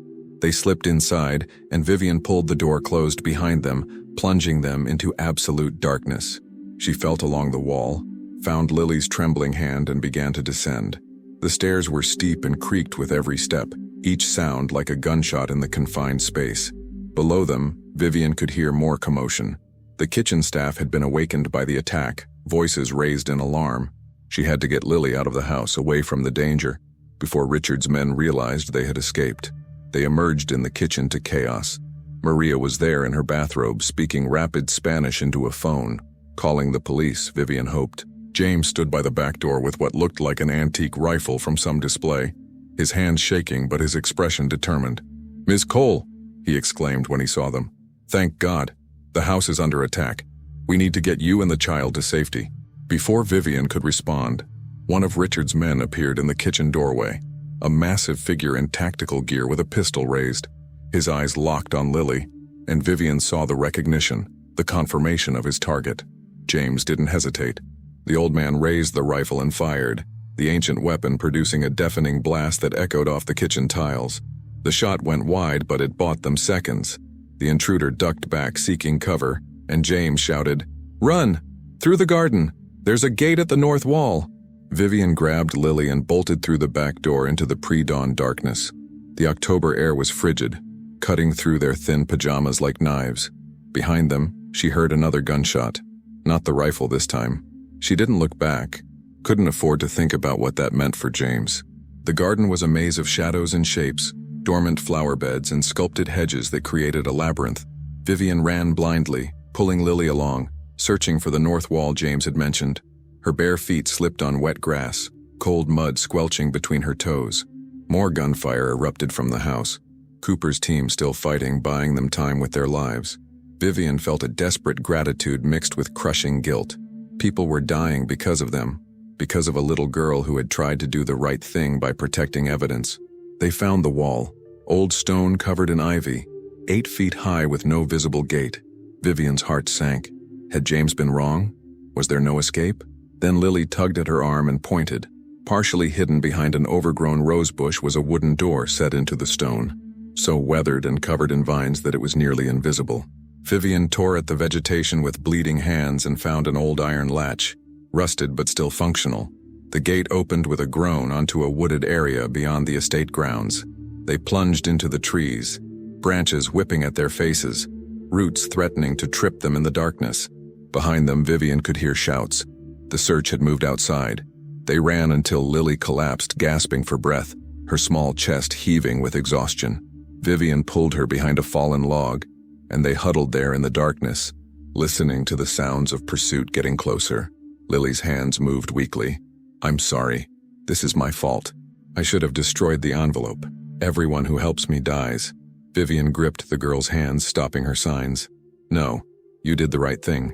Your mother did the right thing. Catherine did the right thing. Sometimes doing what's right costs everything, but it's still worth doing. The sound of a branch snapping nearby made them both freeze. A beam of light swept through the trees, methodical and getting closer. They had minutes at best before they were found. Vivian made a decision.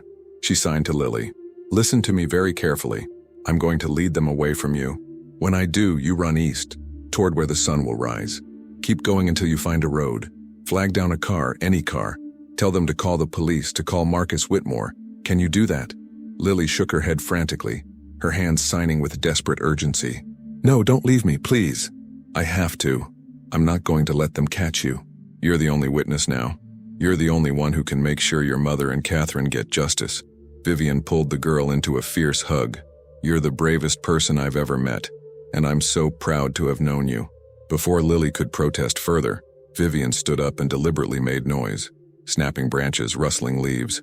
The searchlight immediately swung in her direction and she heard the shout, "Target located, North Sector." Vivian ran, drawing the pursuit away from Lily's hiding place.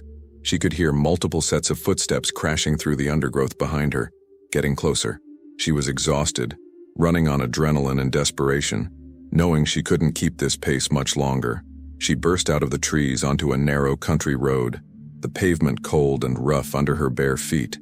Dawn was just beginning to break, painting the eastern sky in shades of gray and pink.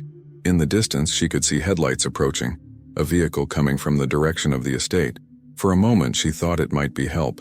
Then she recognized the black SUV that had been parked at Richard Whitmore's downtown office in newspaper photos. He had come personally to oversee the cleanup.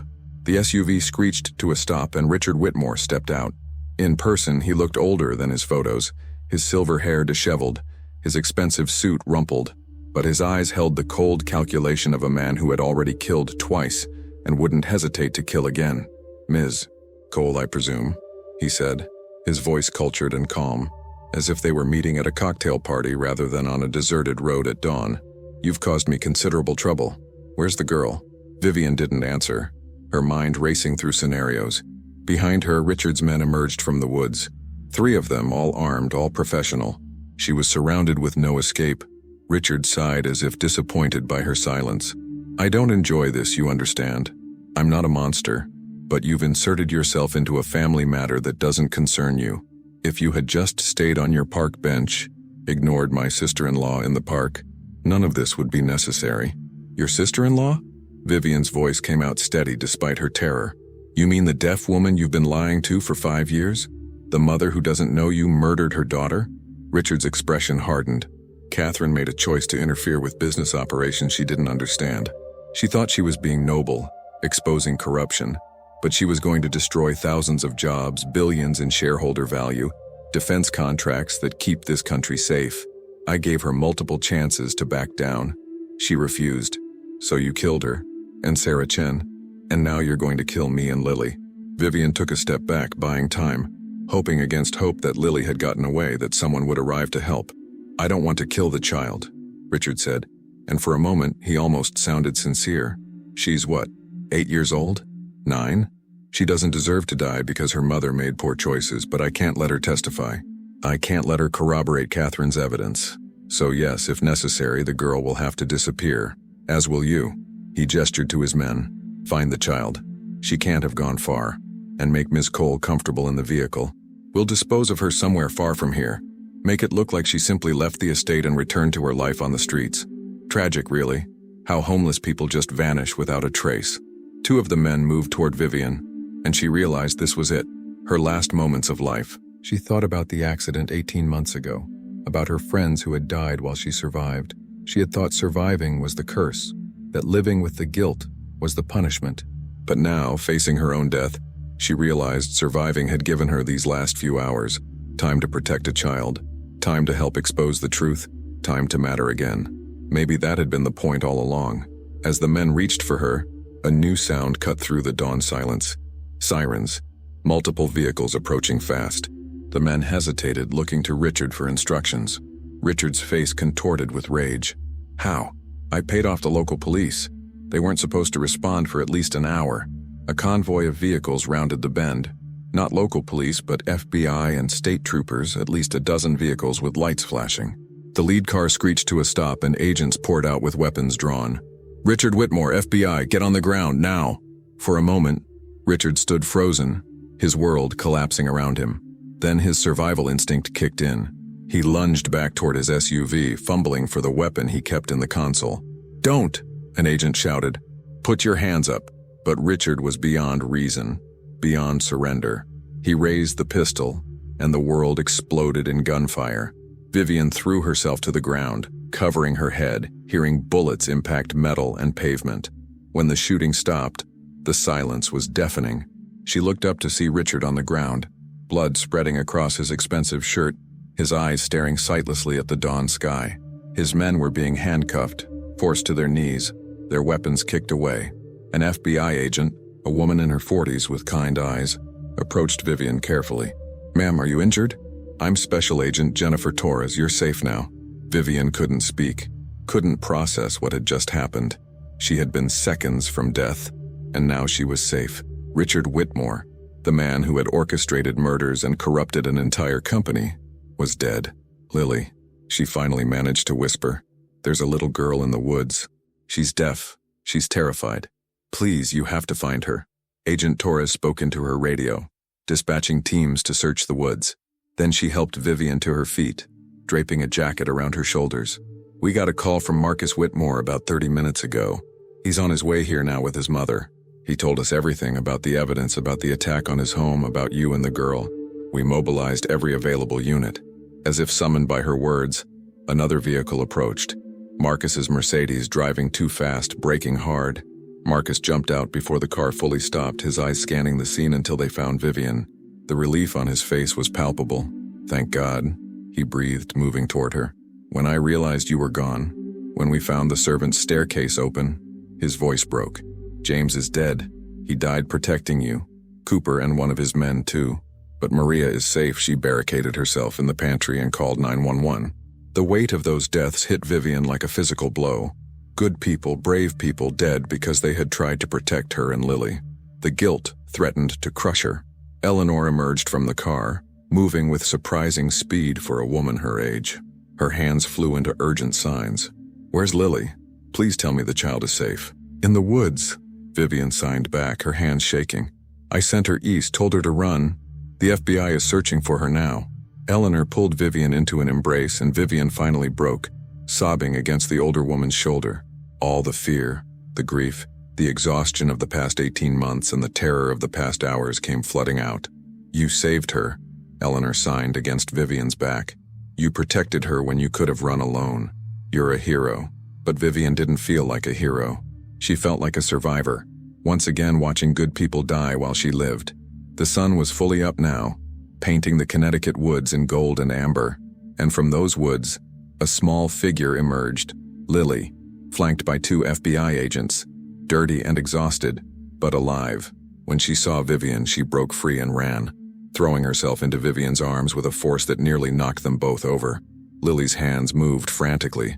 "I thought they got you. I heard guns and I thought, I'm here," Vivian signed back, holding the girl tight. "We're both here, and it's over. Richard is dead. The people who hurt your mother and Catherine are going to face justice." Marcus knelt beside them, his own eyes wet with tears. "Lily, I need you to know something. Your mother was a hero. She protected evidence that's going to save lives. Soldiers who would have died from faulty equipment. Other people who would have been hurt by my uncle's corruption. Because of her, because of you, the truth is finally coming out." Lily pulled back from Vivian and looked at Marcus, her expression older than her years.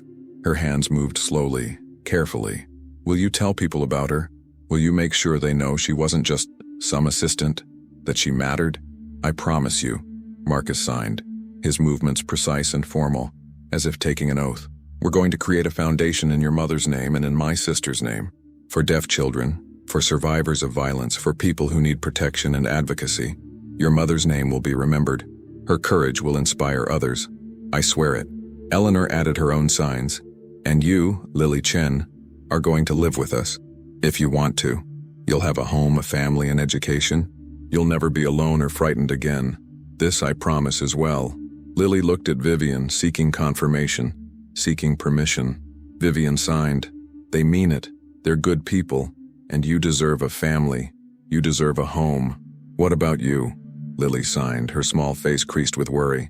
"You'll stay too, right? You won't leave me?" Vivian hesitated, unsure how to answer.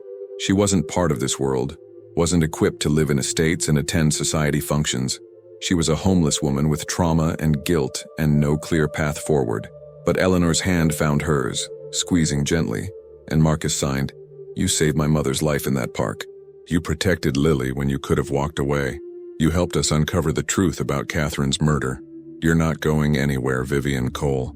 You're family now, and family takes care of each other."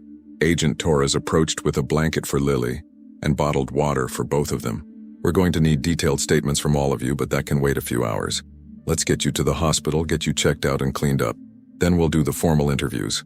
As they were being led to waiting ambulances, Vivian looked back at the scene. Richard Whitmore's body being covered with a sheet, his men being loaded into federal vehicles, the woods where she and Lily had nearly died now swarming with agents collecting evidence. She thought about the chain of coincidences that had led to this moment.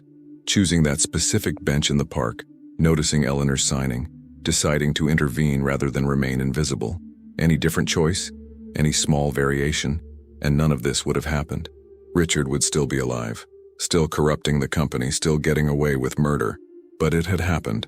And maybe, just maybe, there was a reason she had survived that accident 18 months ago. Not to suffer with guilt, but to be in that park at that exact moment, ready to bridge the gap between two worlds, ready to protect a child who needed her. The paramedic wrapped a blood pressure cuff around her arm, speaking in soothing tones about shock and exposure and the importance of rest. Vivian barely heard him. She was watching Lily, who sat in the ambulance next to her, holding Eleanor's hand while Marcus signed to her about the house, about the room that would be hers, about the school they would find where she could thrive. The girl who had been alone and terrified on the streets now had a family. The deaf woman who had felt invisible in the park now had someone who truly saw her. The billionaire who had lived with 5 years of unanswered questions about his sister's death now had truth and justice. And Vivian Cole, who had lost everything and thought she had nothing left to give, had found something she thought was gone forever: purpose, connection, and the beginning of redemption. As the ambulance pulled away from the scene, heading toward the hospital with sirens wailing, Vivian allowed herself to believe, for the first time in 18 months, that maybe, just maybe, she deserved to survive after all. The sun was fully risen now, burning away the last shadows of night, and a new day was beginning, for all of them. 3 months later, the first snow of winter fell on Manhattan, blanketing Central Park in pristine white and transforming the city into something almost magical. Vivian stood at the window of her new apartment, a modest but comfortable one-bedroom in the Upper West Side that Marcus had insisted on providing, and watched the flakes drift down like nature's own sign language, each one unique and beautiful and temporary. So much had changed since that terrible dawn in Connecticut. The media frenzy had been overwhelming at first. News crews camped outside the Whitmore estate, reporters shouting questions about murder and corruption and billion-dollar cover-ups. The story had everything: wealthy families, corporate crime, a homeless hero, and a deaf child protecting evidence. It had dominated headlines for weeks. But Marcus and Eleanor had shielded both Vivian and Lily from the worst of it, hiring security and PR specialists, controlling the narrative where they could, fiercely protecting their privacy. The FBI investigation had moved swiftly, with Catherine's evidence providing a roadmap to decades of corruption. 17 people had been arrested, including 3 members of Whitmore Technologies' board of directors, 2 Pentagon officials, and the hitman who had killed Catherine and Sarah Chen. The company itself had survived. Barely. Marcus had implemented sweeping reforms, fired entire departments, brought in outside auditors and ethics consultants. The military contracts division had been shut down completely, costing the company billions but saving its reputation. Marcus had gone on 60 Minutes to take full responsibility for not seeing the corruption, for trusting the wrong people, for failing his sister. His honesty and obvious grief had resonated with the public. Whitmore Technology stock had plummeted initially, then slowly began to recover as investors recognized Marcus's integrity. The human cost had been devastating. James Hartford was buried in a private ceremony, with Marcus personally delivering the eulogy and establishing a trust fund for the man's grandchildren. Cooper and his fallen team member were honored as heroes, their families compensated, though no amount of money could truly repay their sacrifice. Maria had recovered from her trauma, but chose to retire, accepting a generous pension and Marcus's eternal gratitude. And Richard Whitmore's daughter, Jessica, had to face the reality that her father was a murderer. She had resigned from the company's board, issued a public apology to the victims' families, and donated her entire inheritance to establishing the Catherine Whitmore and Sarah Chen Foundation that Marcus had promised Lily. Vivian had met her once, had seen the genuine anguish in the woman's eyes, and felt an unexpected sympathy. Jessica hadn't chosen her father any more than Lily had chosen hers. Vivian's own transformation had been slower, more internal. The media had called her a hero, a good Samaritan, an angel in disguise. But she didn't feel like any of those things. She felt like someone who had stumbled into significance, who had been in the right place at the right time, and made choices that happened to matter. The therapy helped. Marcus had connected her with Dr. Patricia Joe, a trauma specialist who worked specifically with survivors of accidents and PTSD. Twice a week, Vivian sat in Dr. Joe's comfortable office and slowly unpacked 18 months of grief and guilt and self-destruction. It was painful, exhausting work, but for the first time since the accident, Vivian was beginning to forgive herself for surviving. She had also reconnected with her old life in small, careful steps. Her former supervisor at the UN Interpreter's Office had reached out after seeing the news coverage, expressing remorse for not doing more to help when Vivian had spiraled. They had met for coffee, and Vivian was surprised to find she didn't feel anger or resentment, just a quiet acknowledgement that people don't always know how to help, that sometimes falling through the cracks isn't anyone's fault. It's just the tragic randomness of life. There had even been a job offer, a part-time position teaching ASL at a community college in Queens. Nothing glamorous, nothing that would make headlines, but honest work that used her skills and connected her to the deaf community again. She was supposed to start in January, and the thought both terrified and excited her. A soft knock at the door pulled her from her thoughts. She opened it to find Lily standing in the hallway, wearing a purple winter coat that was still too new to show any wear. The girl had transformed in 3 months, healthy weight returning to her thin frame, professional haircut replacing the tangled mess, new glasses perched on her nose. But more than the physical changes, it was the light in her eyes that struck Vivian. The constant fear was gone, replaced by something that looked almost like happiness. "Ready?" Lily signed, her movements quick and excited. "Eleanor says we can't be late." Marcus spent weeks planning this. Vivian grabbed her own coat, a gift from Eleanor that was warmer and more expensive than anything she had owned in her previous life, and followed Lily down to where a car was waiting. Not the Mercedes this time, but a comfortable sedan with a driver Marcus had hired specifically to transport Lily to and from her new school, a prestigious academy for deaf and hard-of-hearing students, where she was already thriving. They drove through snowy streets to a building in Midtown that Vivian had never visited before, the new headquarters of the Catherine Whitmore and Sarah Chen Foundation. Marcus had moved quickly on his promise, pouring millions into establishing an organization dedicated to protecting vulnerable populations, deaf children, domestic violence survivors, whistleblowers who needed legal protection, and homeless individuals seeking to rebuild their lives. The building itself was modest. Marcus had insisted the money go to programs, not fancy offices, but the lobby was filled with people. Vivian recognized some faces from the news coverage, other families affected by Richard's crimes, soldiers who had been injured by the faulty equipment, activists and advocates who had worked for years on these issues. Eleanor was there in an elegant navy dress, her silver hair styled perfectly, standing beside a large portrait that took Vivian's breath away. It showed 2 women, Catherine Whitmore on the left, laughing at something off camera, her blue eyes bright with intelligence and joy, and Sarah Chen on the right, more reserved but with a gentle smile that spoke of kindness and quiet strength. Below the portrait, a brass plaque read, "In memory of 2 women who chose truth over silence and paid the ultimate price. May their courage inspire us all." Lily stopped in front of the portrait, staring up at her mother's face. Vivian stood beside her, one hand on the girl's shoulder as Lily's hands moved in small private signs. "Hi, Mama. I hope I made you proud. I hope you can see that your secret helped people, that you mattered." Marcus appeared beside them, dressed in a suit but looking more relaxed than Vivian had seen him since that day in the park. The weight of responsibility still showed in his eyes, but there was also something new, purpose tempered with peace. "Thank you both for coming," he said, signing as he spoke so Lily could follow. "This doesn't officially open until next week, but I wanted you to see it first. You're the reason any of this exists." He led them through the building, showing them offices dedicated to different programs, a legal aid clinic for whistleblowers, a shelter specifically designed for deaf domestic violence survivors with interpreters on staff 24/7, an employment training program for homeless individuals with mental health support built in, a scholarship fund for deaf students pursuing higher education. In each office, Marcus introduced them to staff members who had been carefully vetted and hired, people with passion and expertise, people who understood the populations they served because they had lived those experiences themselves. They ended the tour in a large community room with comfortable furniture, a kitchen area, and walls covered in artwork created by the foundation's first beneficiaries. Here, Marcus had gathered a small group for what he called the real ceremony. Eleanor was there, of course, along with Jessica Whitmore Harrington, who gave Vivian a trembling smile of gratitude. Agent Torres was there, now heading the FBI's Corporate Crimes Division and serving on the Foundation's board. Dr. Zhou was there, having agreed to provide therapy services through the Foundation.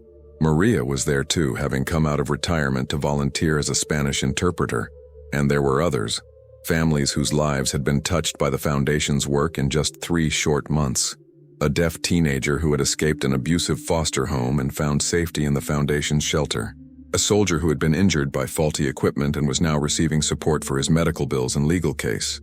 A homeless veteran who had gone through the employment program and just secured his first job in 3 years. Marcus stood at the front of the room, his hands moving in sign language as he spoke, ensuring everyone could follow. 3 months ago, my family experienced a tragedy that forced us to confront uncomfortable truths. We learned that evil can hide in plain sight, that corruption can flourish even in institutions built on good intentions, and that silence, choosing not to see, not to ask questions, not to challenge, can be its own form of violence. He paused, his eyes finding Vivian's across the room. But we also learned something more important. We learned that courage doesn't require wealth or power or education. It just requires a willingness to act when action is needed, to speak when silence would be easier, to protect the vulnerable even when it puts you at risk. Eleanor's hands moved and Marcus translated. My mother says that 3 months ago she felt invisible, trapped in silence, not because she couldn't communicate, but because the world around her chose not to listen. Then a homeless woman in a park chose to see her, chose to bridge that gap, chose to treat her with dignity and respect. That one small act of kindness changed everything. Lily's hand found Vivian's, squeezing tight as Marcus continued.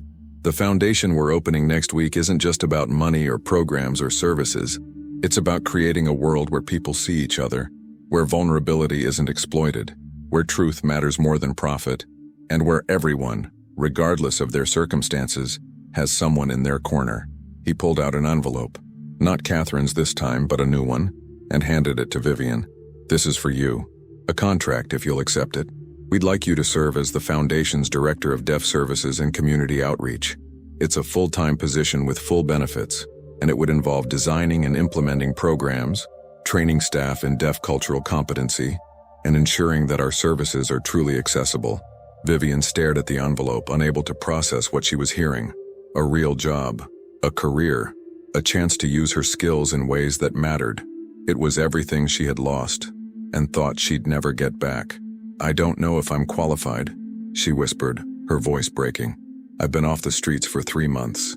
I'm still figuring out how to function in the regular world. How can I possibly? Eleanor interrupted, her signs firm and decisive. You protected a child you barely knew. You risked your life to expose corruption.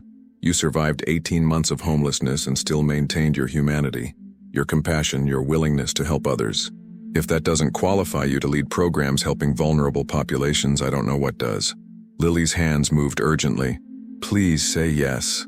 Please. You're the only person who really understands what it's like to be invisible, to be dismissed, to need someone to see you.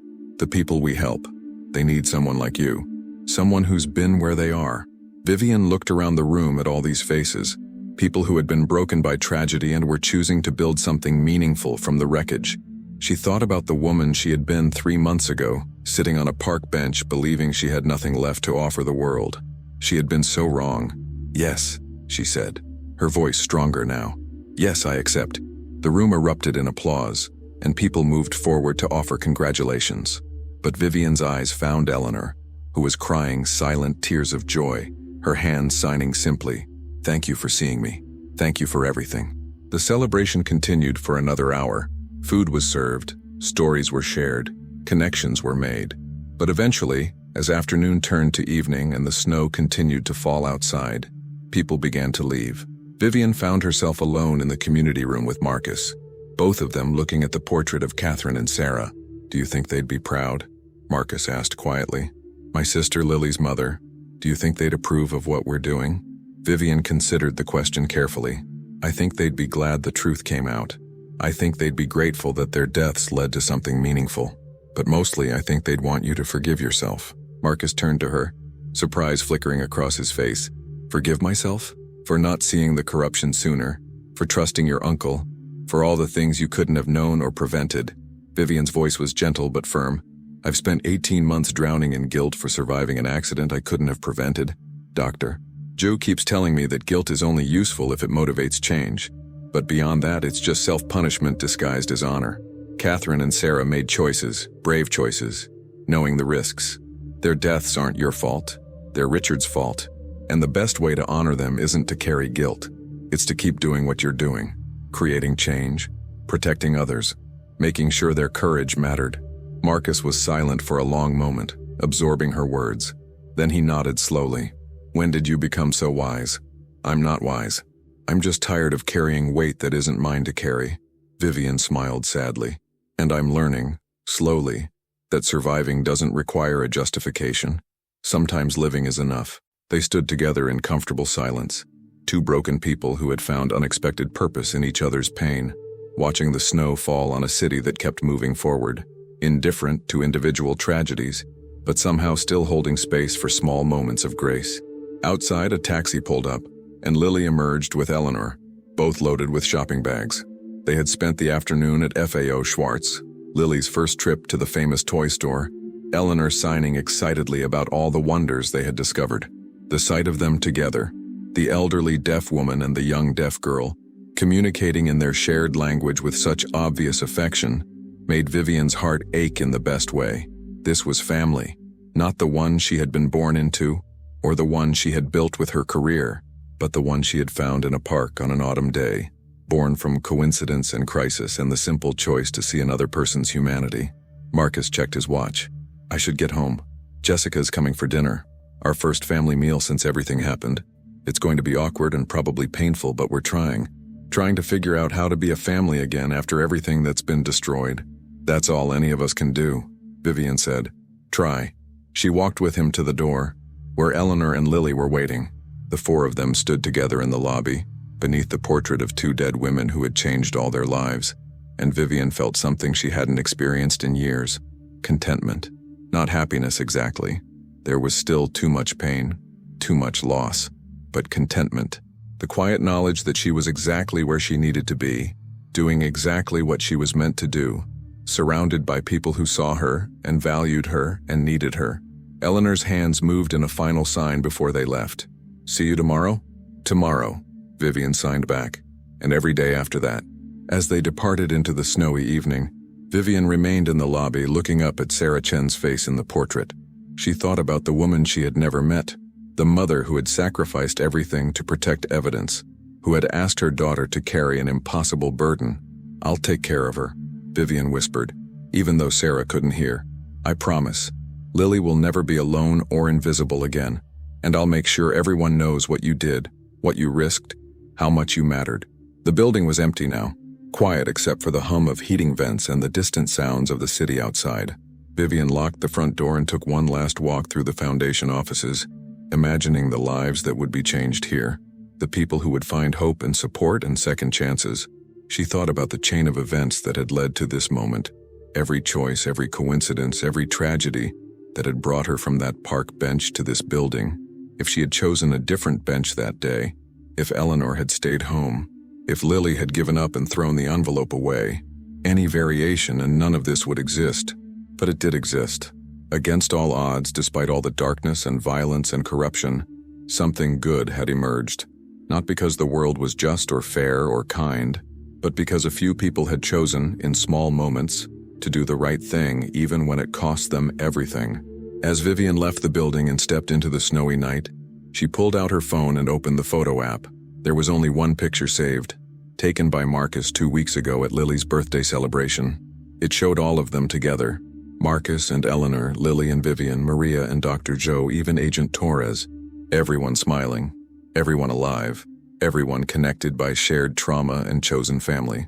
The caption read, "New Beginnings, October 8th, 2025. Vivian looked at that photo for a long moment, then slipped the phone back into her pocket and began walking home through the falling snow. Home to an apartment that was hers.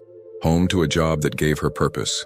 Home to a life that 3 months ago she couldn't have imagined was possible. Behind her, the foundation building stood solid and real, a monument to courage and truth and the power of seeing each other's humanity. Inside, the portrait of Catherine and Sarah kept watch over empty rooms that would soon be filled with people seeking help, finding hope, and discovering that even in their darkest moments, they were not alone. The snow continued to fall, covering the city's scars with temporary beauty, and somewhere in the distance church bells rang out the hour. It was 6 o'clock on a December evening, and Vivian Cole, formerly homeless, formerly broken, formerly invisible, was going home.